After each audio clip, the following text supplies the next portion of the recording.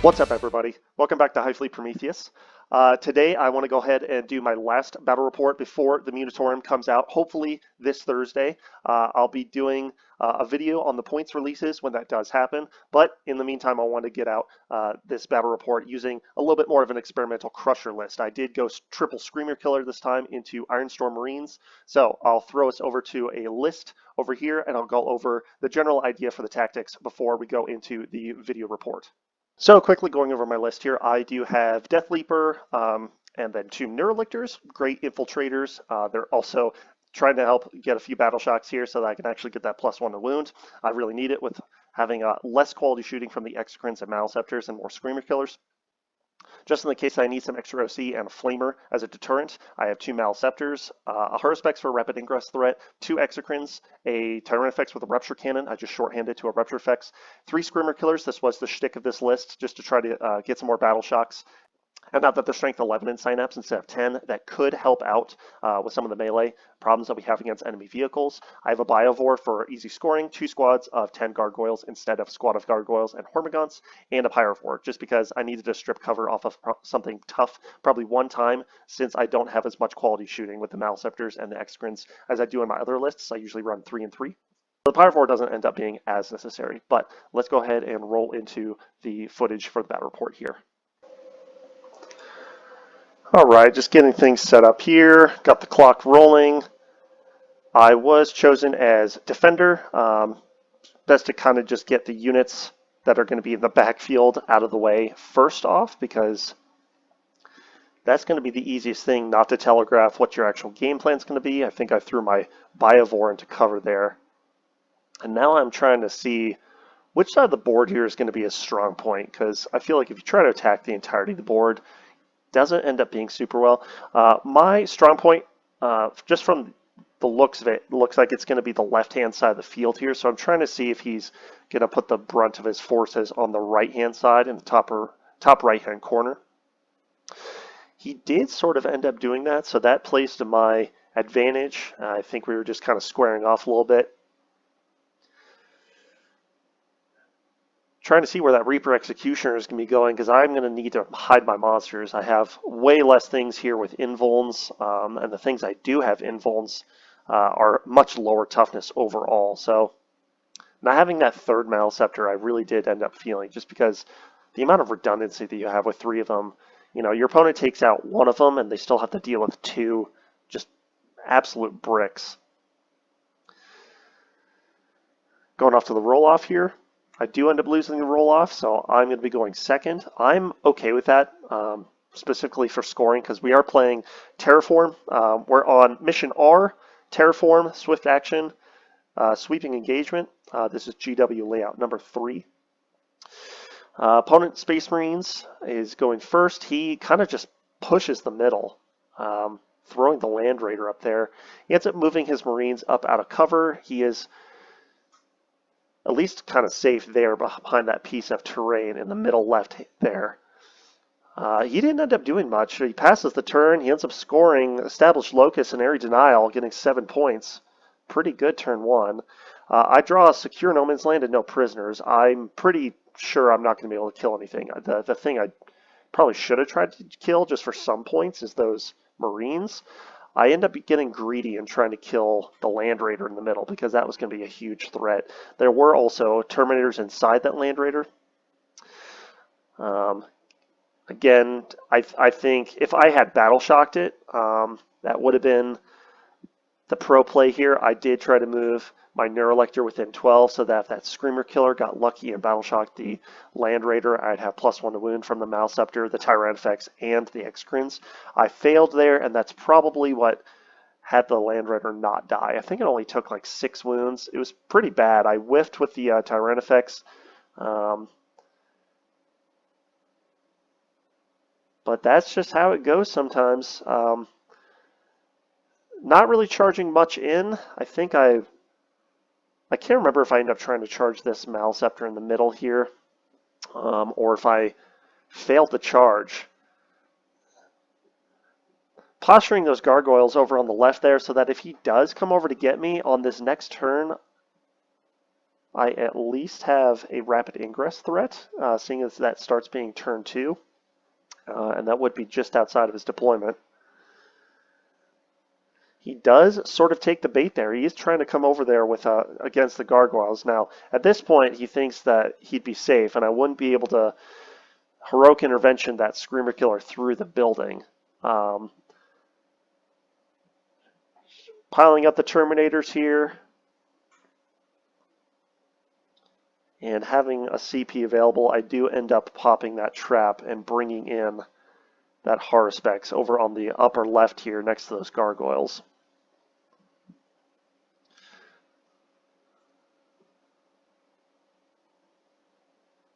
There we go, bringing him out, and then I'm also trying to hide him from these. I can't remember what the guys are with the Meltas, but they're over there next to my Spore Mine, and then it's just I think it's just TAC Marines or Heavy Intercessors that are the ones that originally were going to come get those gargoyles.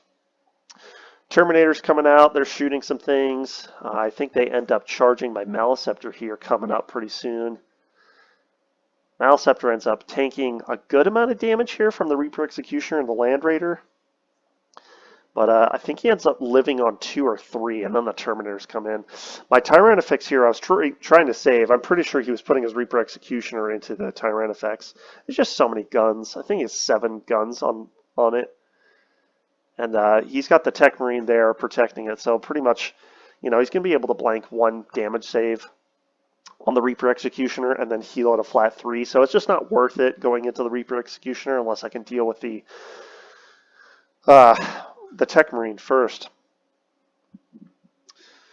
If I haven't gone over it already, he drew Defend, Stronghold, and Behind Enemy Lines. He did end up, getting Defend for 3. He chose to discard Behind Enemy Lines, just because he wasn't going to be able to get much into my deployment here. Terminators coming in, both Dreadnoughts coming in. Dreadnought coming into my Maleceptor on the far right-hand objective, and then another Dreadnought into my Neurolictor. If I recall, I think that Maleceptor lives, so that Neurolictor dies, and then everything else is outside 4, so the Screamer Killer does not get piled into. Passing to my turn, at this point I do start trying to fight back on points a little bit. I did end up terraforming the 2 objectives on the left hand and the right hand, which ended up being really useful. I was scoring 6 points on those instead of 4 on terraform. I draw Extend Battle Lines and Assassinate. Extend Battle Lines I got for 5. Assassinate I felt was potentially possible this turn. I end up trying to throw my Death Leaper on the right-hand side up to go after one of the other minor Tech Marine characters. You can see him sort of on the bottom left of the hexagonal dice bag.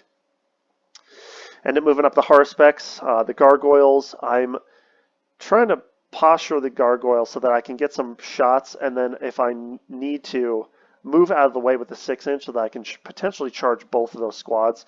The Screamer Killer coming up, I think he ends up shooting and then charging those heavy intercessors, and it ends up killing them. That was his one job. Neurolictor on the far left-hand side is just going to sit on that objective, and hopefully once I clear all the chaff over here, that can be my objective for the rest of the game. I do end up coming a little closer on that objective because I'm pretty confident that I'm going to be able to clear everything, and the Reaper Executioner is not going to be able to come over and get me. Land Raider's probably going to stay in the middle because it's an OC5 brick. Throwing up some shots. Move my Gargoyles over out of the way so that I can charge. This also puts me in a position that if I need behind enemy lines or some of the other objectives that I can do in his deployment, I can do them with the Gargoyles, and there's not really much that can shoot them except, maybe the Reaper Executioner can come over and maybe the Land Raider can shoot back, but I feel like the Gargoyles are a good enough distraction here away from the stuff that is a bit more valuable. I end up moving the Gargoyles just outside of one of that Dreadnought so that he cannot come in further. There's also a piece of terrain there that makes it so he can't go around. So realistically, the only thing he's going to be able to go into is the Gargoyles next turn or my Death Leaper. Going into charge, make my 2 charges on the left hand with the Screamer Killer and my Horror Specs, but I end up missing a pretty long bomb charge. I think it was an 8 or a 9 with my Death Leaper. Yeah, I think I rolled 7 and I needed an 8, and I did not have a CP, so it is what it is. So at that point, I think I threw away Death Leaper. I was trying to sacrifice him to get 5 points. But 5 points is 110 points worth of value, and he's only 80, so I felt like that was a risk I had to take. Screamer Killer ends up killing those Marines. I consolidate back onto the objective. Free rotate because of the circular base. I can move his claws out of the way. If the Reaper Executioner wants to come over and kill something now, he's probably got to decide between the Harspecs and the Screamer Killer. But little did I anticipate that those 7 guns were going to do a lot more work.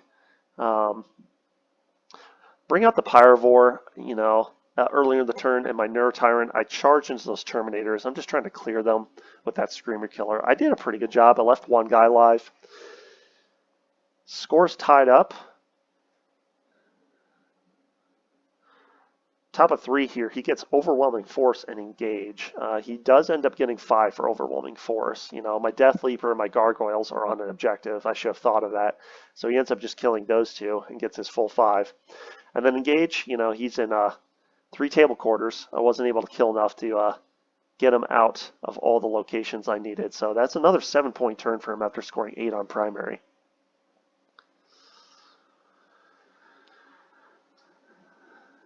Kind of deciding what I want to use my strats here for. Ends up piling a bunch of those Iron Hail Stubber shots and the whatever they called, the Auspex missiles or whatever, into the Gargoyles, kills those, ends up firing the laser into the Harspecs, does something like 19 damage to it, and kills it. And I was like, well, that's what happens when AP4 goes into a 3-up creature. I essentially needed both 1 save on 6, and I didn't get, either. So Harspec's gone.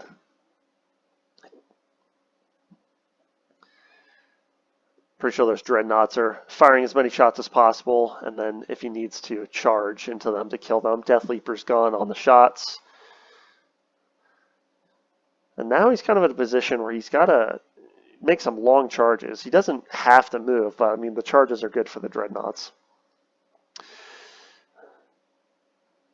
End up losing another Screamer Killer to shooting from the Dreadnought and from the Land Raider. So I've just lost so much stuff already, and it's turn 3. I'm feeling kind of nervous. Moving my Screamer Killer up, because I do still have Assassinate. If I can kill that Tech Marine, I'm pretty sure I could take out the Reaper Executioner with the remainder of my shots, and that would at least take away a lot of the firepower if I can just get him off the board. Still doing okay scoring primary. I end up scoring 10 on primary.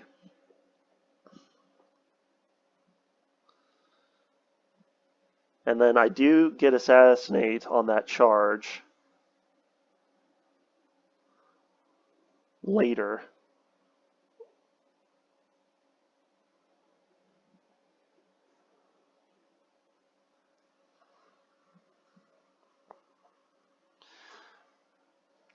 Just figuring out my shots here, and then do get that Screamer Killer into that Tech Marine. I've just put all my attacks into the Tech Marine. I just want to get him out of there.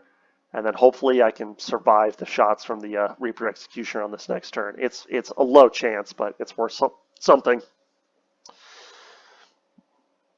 But an okay turn for me. 10 on primary, 4 for Engage, and then 5 for Assassinate, killing the Tech Marine. So 19 points on that turn.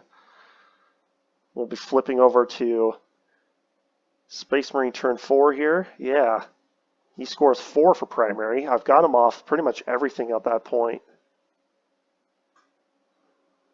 The reason he did not score the middle is because I battle shocked the Land Raider.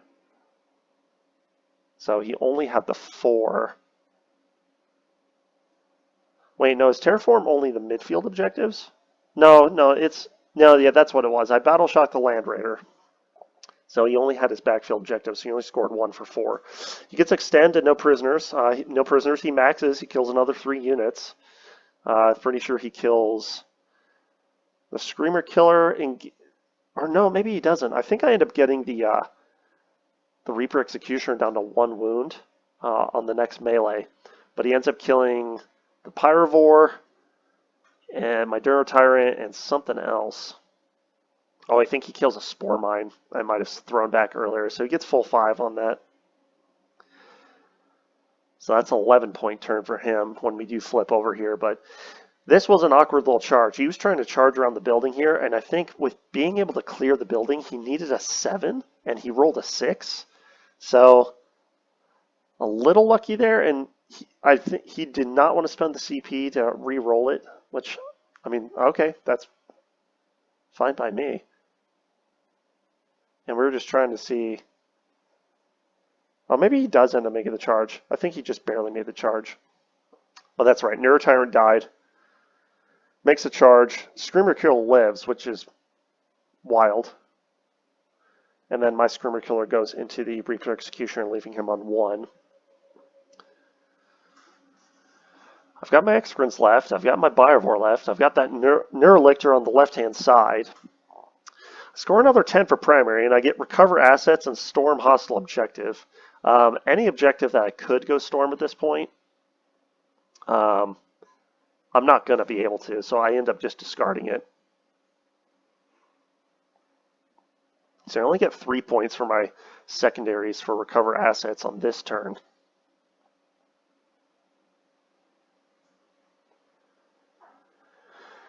Getting a little desperate here. I think I brought in my Exocrine just to tie up the Land Raider. Since it was Battle Shocked, it was not going to be able to score. It's going to have to re-Battle Shock, so there was a chance that I could take that primary from him with my Exocrine at OC3. OC4, that's right. Flip it over to him, top of turn 5, he scores 8 primary, and then he gets marked for death and bring it down. So I marked for death my Exocrine in the bottom left corner, my Biovore, and the Neurolictor. So I'm pretty sure he's not going to get that. Bring it down, he ends up just killing a bunch of monsters, just like almost everything left on the board. So again, I'm getting 8 on that. And final score for him is going to be 70. I end up scoring 10 for primary because I can only hold the 2 on the left-hand side here, but I get behind enemy lines and defend, so I can get 1 for behind enemy lines with the Biovore and defend. I just need to hold the back, so I end up getting 6. Final score, 84 to 70. But I mean, you can just look at my dead pile. It is huge. I lost almost everything. I only have a Biovore, an Exocrine, and a Neurolictor left on the board. And here we're just kind of talking about, you know, if there were ways that he could have scored more on primary, but I think the early Terraform is really what did it for me. So I hope that was a little bit of a different show of the Crusher Stampede list that I've been running recently. I wanted to run a little bit more of a fun list just to show people that you don't necessarily need 3 Exocrines and 3 Maleceptors to run Crusher. There's lots of variations, and I think the likelihood that you have multiple Screamer Killers is a lot higher than Exocrines and Maleceptors right now, just because if you can get the kit, it's like $80, and if you can't, and you're trying to get it off eBay, it's like $95 or $100, which is crazy. If I hadn't have had all of those models, you know, collect in the first place, building this list would be insane. I think it's 850 to 1,000 MSRP. That's not necessarily an easy buy-in for a lot of people, especially if Tyranids are about a 49 to 50% win rate, depending on the weekend here, which is great. We're doing a lot better than we were 6 months ago. We were about 43.5 to 44.5%. But things have looked up a lot. I do have a couple little wish list items that I want for the Munitorum. I'm really hoping that Tyrants just go down 10 points, just a little point shave so that we can add some extra stuff into our lists. And I think the Norn Emissary is great. If it drops even 5 points, that's probably fine. 275 is just a whole lot to bring one in the list. Really, my wish is that the Norn Assimilator drops something like 40 or 50 points. 290 for him is ridiculous. I mean, the Catan Shard of the Nightbringer is 295 and halves damage, has a Feel No Pain naturally anywhere on the board, is a smaller profile, has AP4 attacks, and the Assimilator doesn't. It's ridiculous. I think at 240 to 250, I could actually bring 1, 2, or 3. I'd really like him to drop to points low enough that I could spam a list with 3 of them, so I'm motivated to build my third. But yeah, I'm looking forward to Thursday. I hope there's a point shakeup a little bit. I hope things that are used less come down just a tad. I'm really hoping that popular units like Molochs, Gene Stealers, Maleceptors, and Excrements don't get huge point buffs, and if they do, it's only 5 or so, because those really are linchpin units for our army to be good in almost any list. We hit over 800 subscribers, so awesome. I'd like to thank everybody in the last month to 2 months who's joined. I'm going to try to upload a bit more regularly now that the Munitorum will hit. I just run out of steam a little bit because I had been running pretty much the same list multiple times. I do have the opportunity to go to an RTT this Saturday. I'll have to use old points. I'm still deciding on whether or not I want to do that. There wasn't a date set for list submission. So I'm still considering that. Otherwise, I hope you enjoyed the battle report today. I hope to be doing more of these with the new points come this Thursday.